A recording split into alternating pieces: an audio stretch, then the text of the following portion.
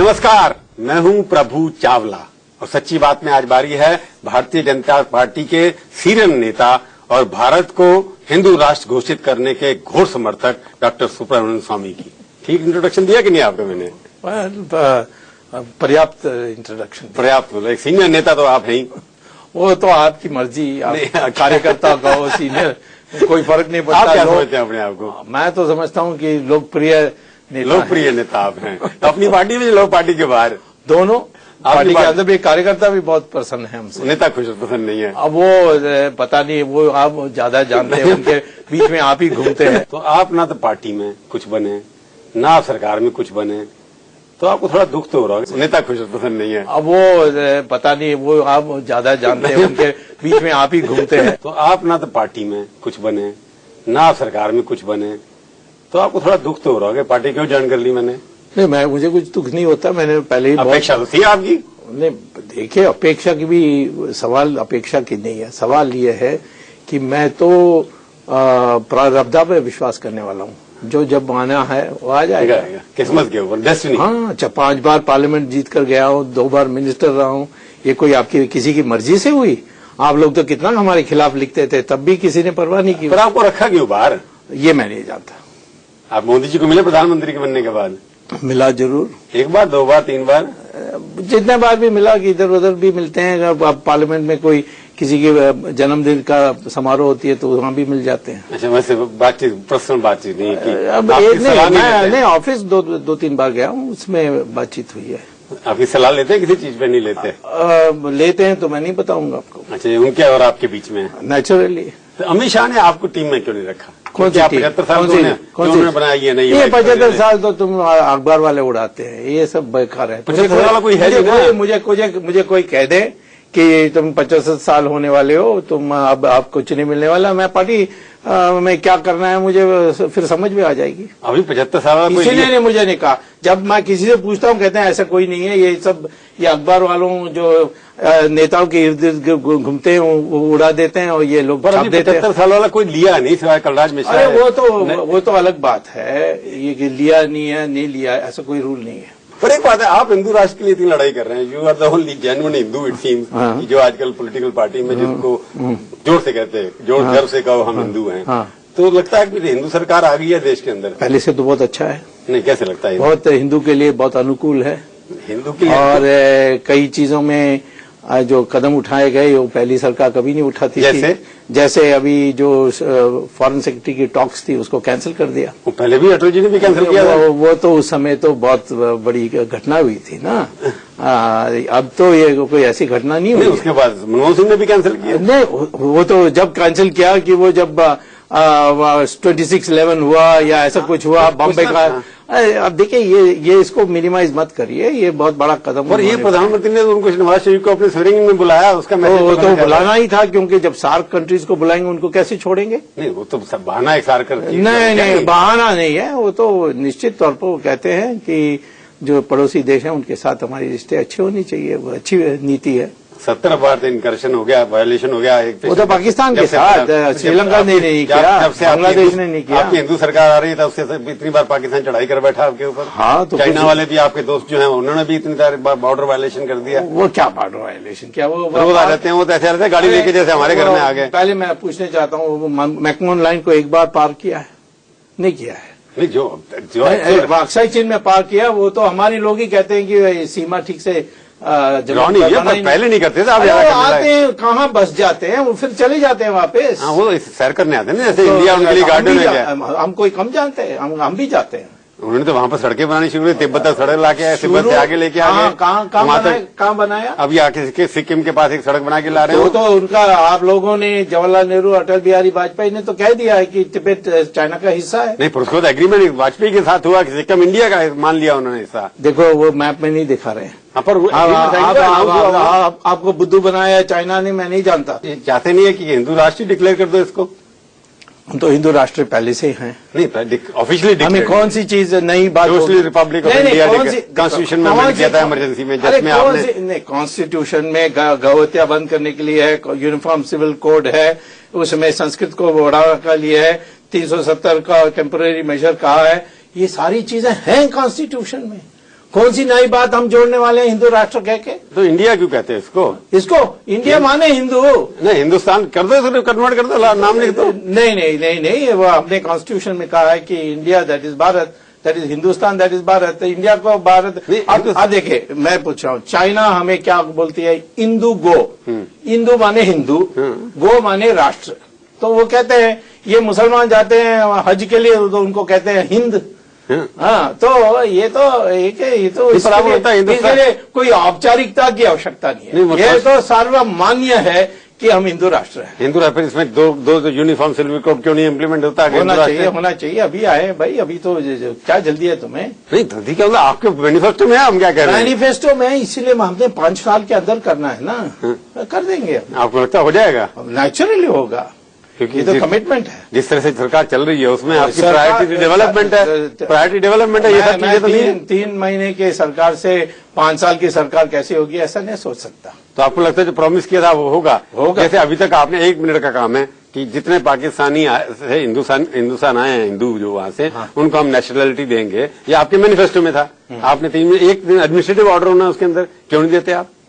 मैंने ध्यान नहीं दिया उसका। मैंने ध्यान नहीं, ये तो डिप्लोमेटिक आंसर है। मैं आप हिंदुओं के लिए लड़ाई करते हैं, किसी को नहीं लिखते आप। मैंने राम सेतु पर लड़ाई की। मैं उस पे आ रहा हूँ, राम सेतु पे आ रहा हूँ मैं। वही तो है ना, मैं उस पे आ रहा हूँ, राम सेतु पे भी आ रहा हूँ। उसमें सर इसमें क्यों नहीं करते? इसमें हुआ उसको नहीं बोलते, जो नहीं हुआ। मैं वही, जब राम सेतु 3 महीने के अंदर हो सकता है, तो जो हिंदू आए हैं पाकिस्तान से वो 3 दिन में क्यों नहीं हो सकता? मैंने ध्यान नहीं दिया। राम सेतु तो मेरा प्रोजेक्ट है। नहीं, वो आपका पॉलिटिकल भी तो है ना थोड़ा उसके अंदर। तो क्या है, ये भी पॉलिटिकल है। हिंदुओं की रक्षा करना तो पॉलिटिकली है। तो आपको लगता है ये उनको मिलना चाहिए या नहीं मिलना?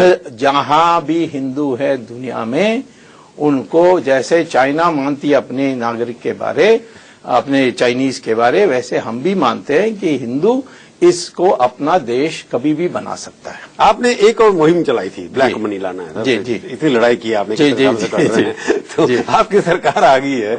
सुप्रीम कोर्ट ने कह दिया कि प्रोग्रेस है जी, आप संतुष्ट हैं? मैंने ध्यान नहीं दिया। आपने इतने मुद्दे आपके इम्पोर्टेंट हैं। मैं अभी 4-5 केसेस कर रहा हूं, इसमें पूरा मेरा समय जा रहा है। मैं इधर उधर तुम्हारे जर्नलिस्ट जैसे कभी इधर ऐसा नहीं कर सकता। मैं तो ध्यान को केंद्रित करके, ब्लैक मनी तो बहुत बड़ा इश्यू है हिंदुस्तान के लिए, आपके हिसाब से। इसलिए पूरा समय लगानी होगी।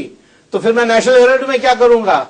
मैं फिर राम सेतु के जो इश्यू है उसमें क्या करूंगा? ये जो एयरलाइंस को अपने विदेशों को बेच रहे हैं उसके बारे में क्या? ये सारी केसेस को कंप्लीट करने के बाद ब्लैक मनी अभी आपकी प्रायोरिटी में नीचे है। मेरे जो पहले की कमिटमेंट है उसको मुझे पूरा करना है। जो मैंने कोर्ट में केस डाली है, ब्लैक मनी पहले चलाया था आपने? मैंने कभी केस नहीं डाला।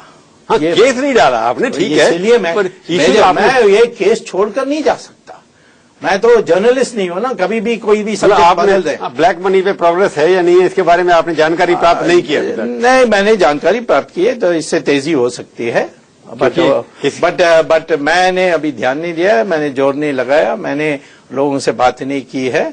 मैं समझता हूं कि जैसे मुझे इनसे कुछ समय मिल जाएगा, इन जो आज के केसेस हैं उससे समय मिल जाएगा, मैं पूरा ब्लैक मनी में ही ध्यान लगाऊंगा। उसके बाद आप ब्लैक मनी, आपको लगता है कि ब्लैक मनी से, आप इकोनॉमिस्ट भी तो है ना, तो ब्लैक जो पैसा अनअकाउंटेड मनी है बहुत है, उससे इन्वेस्टमेंट यहाँ पर बहुत हो सकती है। नहीं, इन्वेस्टमेंट की बात छोड़िए, वापस आ जाए तो बहुत पैसा। जितने हम सारे देश में के लोगों से इनकम टैक्स वसूल करते हैं, उसका 60 गुना ज्यादा विदेशों में इलीगल बैंक अकाउंट में जमा है। तो ये तो बहुत बड़ा पैसा है। बाबा रामदेव आप दोनों 100। हाँ इतना इसके ऊपर इशू बनाया। हाँ, तो बाबा रामदेव भी चुप हो गए, आप भी, आपके ध्यान दूसरे। देखिए, मैं आपके कहने पर जहाँ मेरे ध्यान को हटाना, हो सकता है आपको सोनिया गांधी के दोस्त होंगे और मैं नेशनल हेराल्ड में ध्यान मत करूं और इसमें लग जाऊं, तो ऐसा हो सकता है। मतलब आपकी एनर्जी इतनी कम है कि मैं तो 24 घंटे में हूं, ये सारी चीजों में। मोदी अगर मेरे सामने 18 घंटे काम करते हैं, मेरे सामने कितने वरिष्ठ वकील खड़े होते हैं, आपको पता है। अभी 2G एयरसेल मैक्सिस का भी केस आ रहा है। तो ये सारी चीजों में हमारे सामने और मैं जो अपने इतनी बलबूते एक्टिविटी पर कर रहा हूँ। मैं तो सरकार से मदद नहीं, ना किसी की पैसा लेकर के। वही कह रहा हूँ, मैं इसी बात पे आ रहा हूँ कि सुब्रमण्यम स्वामी ने इतने सारे बैटल्स लड़े हैं जी। उनके लिए कि ये बैटल मल्टी, फिर आप तो हर अटैक हर जगह पे लड़ करते हैं, तो ये इतना बड़ा इंपॉर्टेंट इशू, उसके ऊपर आप या तो सरकार मैंने कह दिया ना कि जब मुझे समय मिलेगा मैं करूंगा। आपकी प्रायोरिटी प्राथमिकता मेरी प्राथमिकता नहीं है। नहीं, प्रायोरिटी तो आपकी थी, मैं तो आपका उठा रहा हूँ, सारे देश की प्राथमिकता छोड़ा थी। है, मैंने कहा कि क्योंकि मैंने जो लिया है उसको नहीं छोड़ना है, क्योंकि सारी जो लिया है उसको नहीं छोड़ना है, जैसे उसको मैं पूरा करूंगा ब्लैक मनी में जाऊंगा। बीजेपी का मैनिफेस्टो, बीजेपी की स्पीचेस, मोदी साहब की स्पीचेस, उससे पहले अडवाणी जी प्रधानमंत्री कैंडिडेट थे, तब ब्लैक मनी जो टॉप प्रायोरिटी सबकी थी। जी, हो सकता है बाकी भी चीजें इंपॉर्टेंट तो मैं कहाँ मना कर रहा हूँ। मैं ये पूछ रहा हूँ कि इसके अंदर कोई सरकार भी इतनी तेजी से आगे बढ़ नहीं रही है जितनी तेजी से बढ़ना चाहिए था। बाबा रामदेव भी बेचारे, तो फिर क्या, तो मुझसे क्यों कहते हैं? आप सरकार से पूछिए, क्योंकि आप क्रूसेडर हैं। मैंने कहा ना कि मैं किसी को लेता हूं तो मेरा ध्यान उसमें केंद्रित हो जाती है।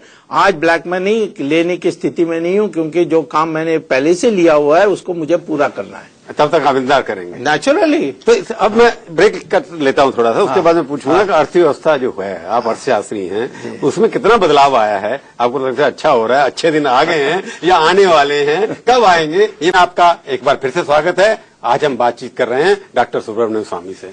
अर्थव्यवस्था की बात आती है, अच्छे दिन आए हैं कि नहीं आए आर्थिक दृष्टि से? नहीं, देखिए, अच्छे दिन आएंगे उन्होंने कहा। 2 महीने में लाऊंगा ऐसे तो नहीं कहा। 5 साल का उनका मैंडेट है। नहीं, 5 साल से इतना 5 साल तो नहीं चाहिए, 1 साल के अंदर होना चाहिए। आर्थिक दृष्टि से? नहीं, देखिए, अच्छे दिन आएंगे उन्होंने कहा।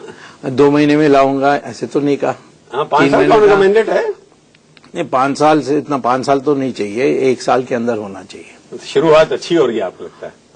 शुरुआत अच्छी हो रही है, नहीं, ये तो परिणाम पर निर्भर करेगा ना। क्योंकि उन्होंने कहा था बिजली प्रोजेक्ट काफी शुरू कर दिया उन्होंने, बिजली फिर करने के बिजली कम करना शुरू कर दो, आप कंज्यूम करना। पहले कहा था मैं बिजली दूंगा, पिछले 2 दिन से कहते बिजली आप कंज्यूम मत करो।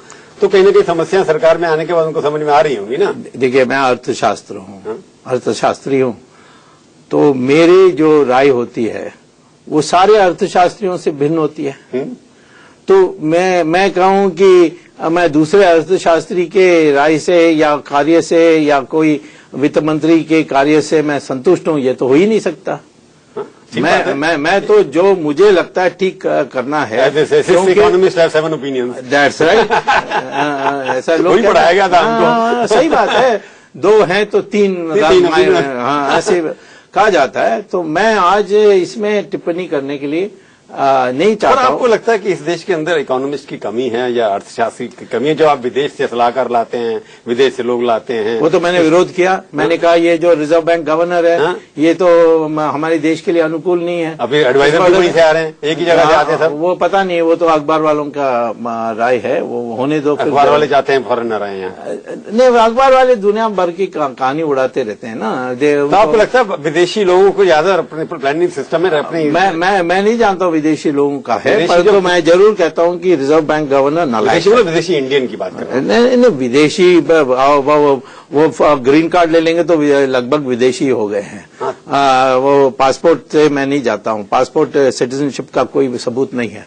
तो इसलिए आपको लगता है कि जो इंडिया के अंदर काफी ऐसी टैलेंट है जिसका प्रयोग किया जा सकता है? मैं तो कहता हूँ रिजर्व बैंक में जैसे प्रोफेसर फाइनेंस हैं, यहाँ इंडियन इंस्टीट्यूट ऑफ मैनेजमेंट में वैद्यनाथन, ऐसे व्यक्तियों को लाना चाहिए जो हमारे साथ शुरू से रहे हैं। ऐसा कहा जाता है कि मोदी ने बाकी मिनिस्टर नाम किए हैं।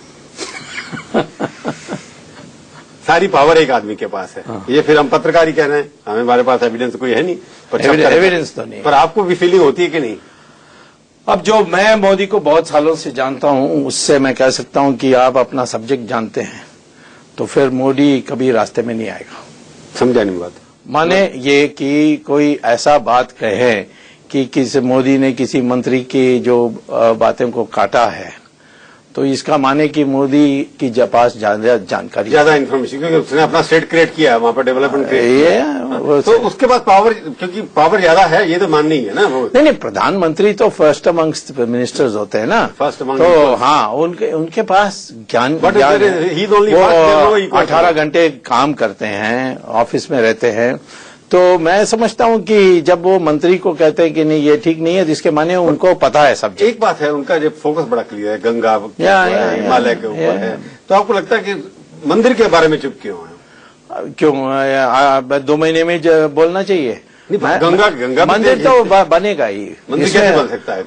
मैं बता रहा हूं कैसे बन सकता है।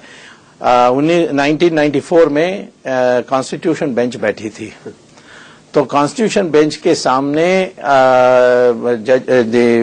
सुप्रीम कोर्ट के न्यायाधीशों ने कहा सॉलिसिटर जनरल को, मिस्टर दत्ता थे नरसिम्हा राव गवर्नमेंट के, कि आप एफिडेविट फाइल करिए कि इसका हल क्या है। तो उन्होंने ये कहा एफिडेविट में कि यदि ये सिद्ध हो जाए कि यहाँ पहले एक मंदिर था, हाँ। तो हम ये जमीन हिंदुओं को दे देंगे। हाँ, अब वो तो सिद्ध हो गया है, परंतु बन क्यों नहीं एक पहले बनाएंगे, उसमें क्या है? नहीं, इसमें केंद्रीय सरकार बना सकती है, स्टेट की सरकार केंद्रीय सरकार बना सकती है। वो देखिए, दूसरी बात मैं बता रहा हूँ, जो सऊदी अरेबिया में साफ साफ बोल दिया गया है और उनके अंदर, देश के अंदर उन्होंने फतवा जारी किया, मस्जिद जो है वो धार्मिक स्थान नहीं है, वो नमाज पढ़ने का एक जगह है, नमाज कहीं भी पढ़ाया जा सकता है। हाँ, वो तो ये सऊदी अरेबिया में मस्जिद तोड़ते रहते हैं, सड़क बनाते हैं, अपार्टमेंट्स बनाते हैं, मल्टी स्टोरी बिल्डिंग बनाते हैं। तो मैंने सऊदी अरेबियन के प्रमुख लोगों से पूछा कि क्या हमारे देश में भी ऐसे कर सकते हैं? उन्होंने कहा हाँ, परंतु प्रेम से करिए। और मैं तो कहता हूं कि भारत सरकार को ये जो मुतवाली है, मुतवाली माने सुपरवाइजर बाबरी मस्जिद का, वो आज भी जिंदा है, सरयू नदी के उस पार रहता है, उसको एक नोटिस भेजिए कि हम आपके लिए दूसरे जगह में मस्जिद बना देंगे, इसको आप खाली कर दीजिए। तो इतना आसान है आपको लगता है? करना चाहिए इसमें। ये सब करते क्या है? आप ये इतनी बढ़िया सलाह दिया आपने। हाँ, मैंने दिया। मुतवाली को नोटिस देने से मस्जिद बन सकती है, मंदिर बन सकता है, इससे बड़ा क्या तरीका है? और ये सिर्फ अयोध्या में नहीं, मथुरा में भी और काशी में भी। तो ये आपको 370 के बारे में क्या कहना है? 370 तो एक टेम्पररी प्रोविजन है, जिसको हटाने के लिए सिर्फ एक विज्ञप्ति चाहिए राष्ट्रपति से, और राष्ट्रपति की विज्ञप्ति कैबिनेट के रेजोल्यूशन से आती है। तो कैबिनेट को आप अभी करना चाहिए ना, इसका मतलब प्राइम मिनिस्टर मोदी के लिए प्रायोरिटी हो सकती है। हाँ, तो मैं जल्दबाजी क्यों करूं? मैं तो सवाल पूछ सकता हूँ आपसे। नहीं, आपने पूछा है कि ये तो मेरे दिमाग में है। स्टेटमेंट दिया था अभी। मैं जब मुझे लगता है कि भाई अब मुझे फुर्सत है, तो मैं लगा दूंगा, इसके ऊपर लड़ाई शुरू करेंगे। हाँ, एक बार बताओ, आपने कहीं कहा था कि क्राइसिस में मेरे को कुछ, जब क्राइसिस होगा तब मैं फाइनेंस मिनिस्टर बनूंगा या कुछ और बनूंगा। तो आपको लगता है क्राइसिस आने वाला है? पिछले बार भी जब मिनिस्टर बना तो क्राइसिस था। क्राइसिस था, वो तो मैंने ठीक किया। थोड़ी दिन सरकार चली ना। नहीं, मैं फिर नरसिम्हा राव की सरकार में भी कैबिनेट रैंक पोस्ट में था, और नरसिम्हा राव तो मेरी सलाह पर चलते थे। वो तो पता है मेरे को। हाँ, फिर पर अभी कोई सलाह आपकी ले नहीं रहा ना। तो कोई बात नहीं, जब क्राइसिस इंतजार कर रहे हैं ना। मैं क्यों इंतजार करूं? तो आपका भविष्य क्या है? भविष्य तो प्रारब्ध है। प्रारब्ध में आ गया मेरे पास। बिल्कुल। तो आप इंतजार करेंगे अभी? मैं इंतजार ही नहीं करता, मैं तो कोई अपेक्षा नहीं करता हूँ। भगवान ने मुझे कहा है, कृष्ण भगवान ने, कि तुम्हें अधिकार है कार्य करने के लिए, उसका फल जो है मैं तय करूंगा कब आएगा।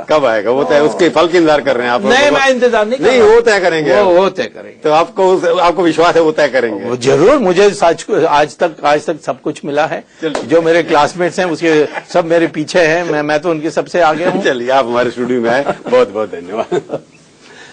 तो ये थी आज की सच्ची बात। अगले हफ्ते आएगी बारी किसी और हस्ती की, और उनसे हम करेंगे सच्ची बात इसी समय, इसी चैनल पर। तब तक के लिए प्रभु चावला का नमस्कार।